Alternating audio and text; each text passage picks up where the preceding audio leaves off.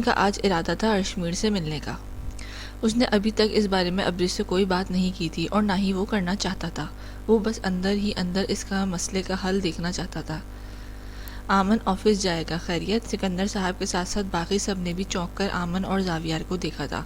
ہاں ہمیں کچھ کام ہے، زاویار نے بغیر کسی کی جانب دیکھے کہا تو جمیل نے آمن کی جانب دیکھا۔ تو پھر جمیل کو کون ڈراپ کرے گا؟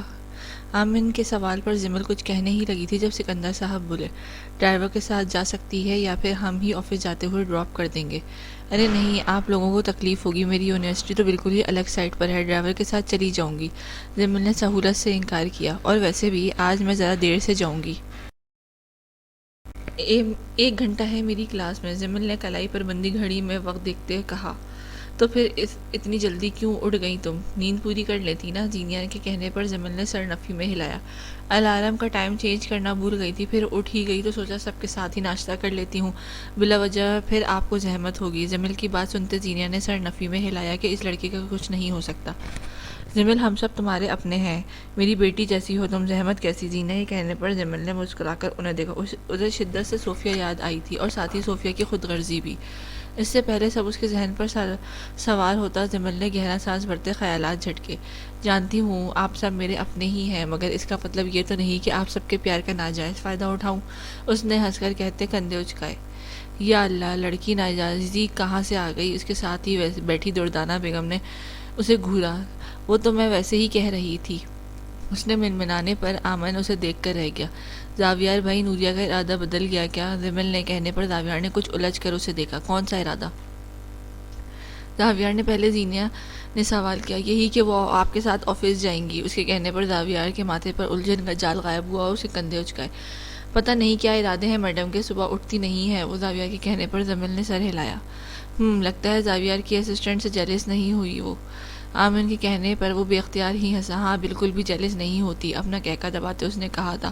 او اچھا، مجھے تو لگا تھا کہ آئلینڈ کی پوسٹ تم سے نوریا نے ہی چینج کروائی ہے۔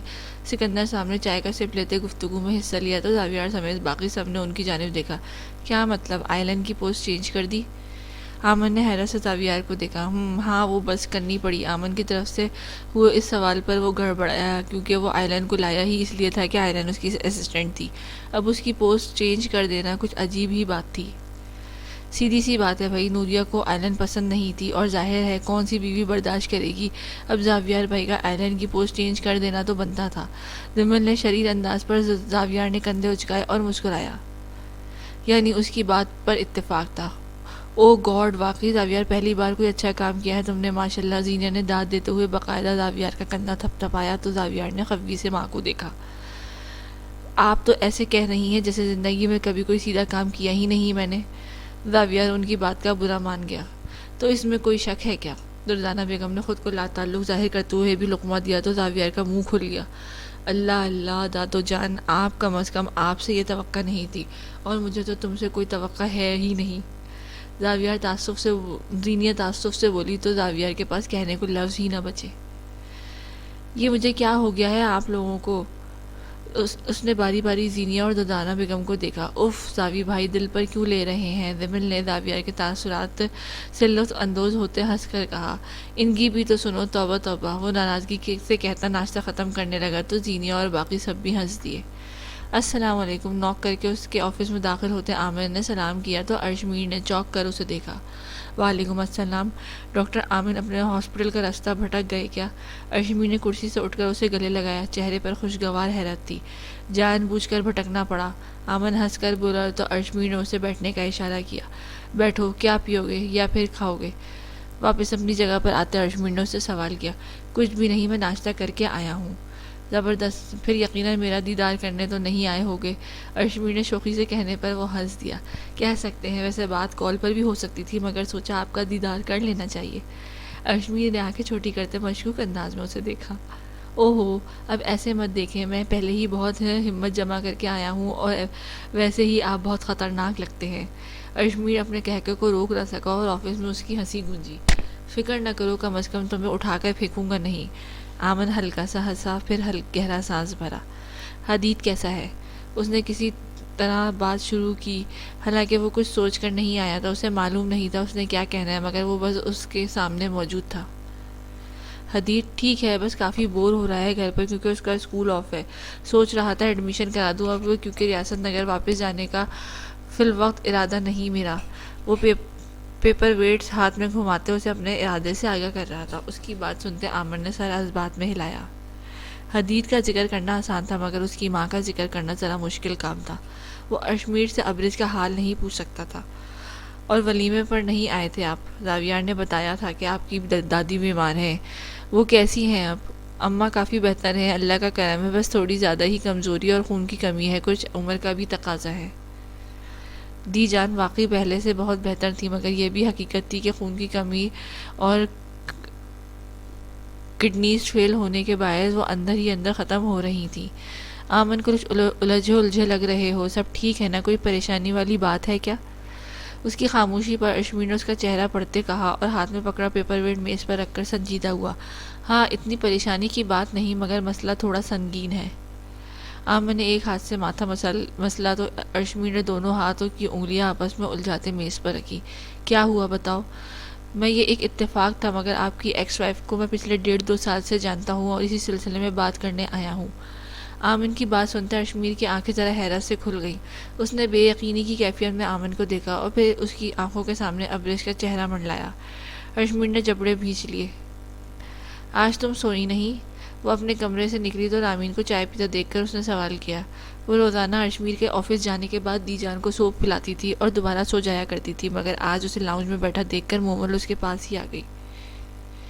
نہیں، آج نیند نہیں آئی، تمہاری طبیعت کیسی ہے؟ اس کے بیٹھنے پر رامین نے اس سے سوال کیا جو آج بہتر لگ رہی تھی ورنہ 2 دن سے اس کی طبیعت کچھ خراب تھی، تبھی وہ زیادہ وقت کمرے میں ہی رہتی تھی۔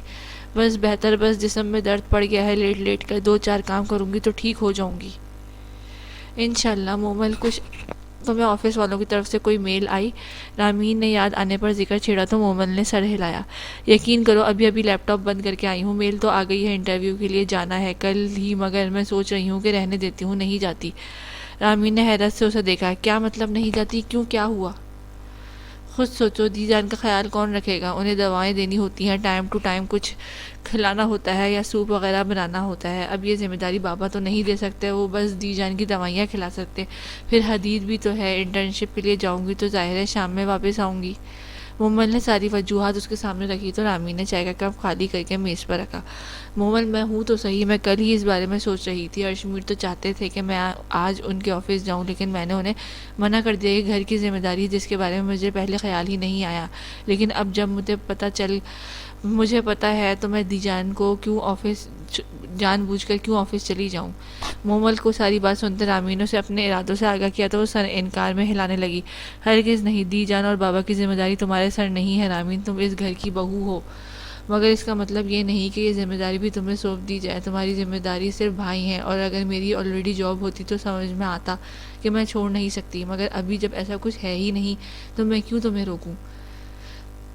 تم جاؤ بھائی کے ساتھ، تم نہ یہ فضول کی باتیں نہیں کرو، ذمہ داری وہ وغیرہ وغیرہ، مجھے اچھے سے اپنی ذمہ داریاں معلوم ہیں، میرے ساتھ بحث کرنے کی ضرورت نہیں ہے تمہیں، بھابھی ہوں تمہاری۔ رامین نے مصنوعی سنجیدگی چہرے پر لاتے اسے جتایا تو مومل چاہ کر بھی اپنی ہنسی کو روک نہ سکی۔ ایسے ہی تھی وہ، جہاں بھی سنجیدہ ہونا ہوتا تھا وہاں اس کی ہنسی کو بریک فیل ہو جاتے تھے۔ جانتی ہوں تم سب بھی ایسے ہی ہو۔ رامین نے اسے گھور کر دیکھا۔ بہت جلدی نہیں بتا دیا تم نے کہ تم میری بھابھی ہو؟ اپنی ہنسی روکتے اسے آنکھیں پٹ پٹائی تو رامین نے اسے مزید گھورا۔ تم کیا ہوتا ہے آپ بولا کرو مجھے۔ اس نے اترانے پر مومل نے اسے کندھے پر تھپڑ رسید کیا۔ زمین پر آ جاؤ ورنہ بھائی کو بتا دوں گی تمہاری شروع سے ان پر نیت خراب تھی۔ مومل کے کہنے پر رامین فوراً سٹ پٹائی۔ بے شک اشمیر جانتا تھا مگر کیا مومل کو بھی خبر تھی؟ بکواس نہیں کرو، جھوٹے الزام لگا رہی ہو مجھ پر۔ رامین نے بظاہر اس کی بات کا برا منایا۔ اچھا یہ الزامات ہیں، بتاؤ پیار نہیں کرتی تم بھائی سے؟ اپنے شوہر سے کون سی بیوی پیار نہیں کرتی؟ رامین نے کندھے اچکائے۔ ہوں، کتنی باتیں کرنا آ گئی ہیں تمہیں، سیدھا جواب نہیں دینا کبھی؟ مومل کو جیسے اس کا جواب پسند نہ آیا اور کچھ وہ سننا چاہتی تھی، وہ کچھ اور سننا چاہتی تھی۔ ارے وہ کتنا سیدھا جواب دوں، ظاہر ہے مجھے اپنے شوہر سے بہت پیار ہے، کون پیار نہیں کرے گا اشمیر سے؟ اس کی اب کی بار صاف لفظوں میں اعتراف کیا تو مومل کے ہونٹوں پر گہری مسکراہٹ آئی۔ کیا بھائی یہ بات جانتے ہیں؟ وہ اسے تجسس ہوا، کہیں نہ کہیں اسے لگتا تھا کہ رامین نے اعتراف کیا ہوگا، کیونکہ وہ کوئی چوزا دل رکھنے والی لڑکی تو نہیں تھی، مگر پھر بھی جب وہ پہلے جیسی نہیں رہی تھی تو کہیں نہ کہیں یہ بھی ممکن تھا کہ اس نے کچھ نہ کہا ہو۔ جانتے ہیں وہ رات یاد کرتے رامین کا چہرہ گلابی ہوا جس رات اس نے اشمیر سے اپنی محبت کا اعتراف کیا تھا۔ او مائی گاڈ، واقعی مومل نہیں جانتی تھی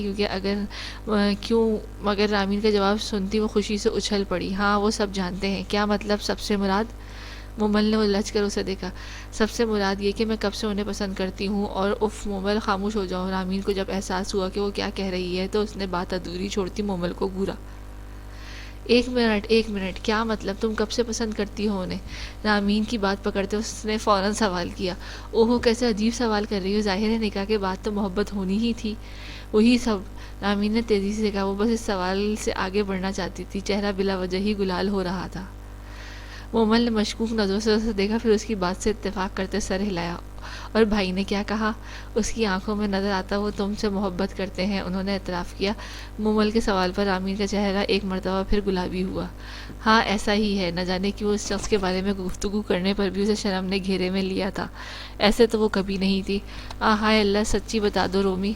اف، میں تمہیں لفظوں میں بتا نہیں سکتی مجھے کتنی خوشی ہو رہی ہے۔ اللہ کا شکر، اللہ کہ میری دعائیں قبول ہوئیں۔ مومل تو خوشی سے چلا اٹھی اور اس کی خوشی کا اندازہ اس کے چہرے سے بھی ہوتا تھا، پھر وہ کیوں نہ خوش ہوتی؟ اشمیر اس کا بھائی تھا اور رامین اس کی دوست، کم بہن زیادہ۔ پھر تو وہ شروع سے ان دونوں کو ساتھ دیکھنا چاہتی تھی، ان کی آنکھوں میں محبت دیکھنا چاہتی تھی۔ اس کے پاس یہی تو چند لوگ تھے جن سے وہ بے پناہ محبت کرتی تھی اور انہیں خوش دیکھنا چاہتی تھی۔ اللہ تم دونوں کو ہمیشہ خوش رکھے، پیارے پیارے بچے دے۔ رامین بے اختیار ہی سرخ پڑتی ہنسنے لگی تو مومل نے آگے ہوتے اسے خود سے لگایا۔ او، میں تو تمہیں بتانا ہی بھول گئی۔ کچھ یاد آنے پر رامین کا ہاتھ ماتھے پر گیا۔ مومل نے سوالیہ نظروں سے اسے دیکھا۔ کیا بھول گئی؟ دراصل میں نے دانیال کو کافی کالز کی تھی پرسوں۔ مومل نے سر صوفے سے لگایا۔ رامین، تم کم از کم مجھے بتاتی تو صحیح، بلا وجہ وہ مزید اکتا جائے گا۔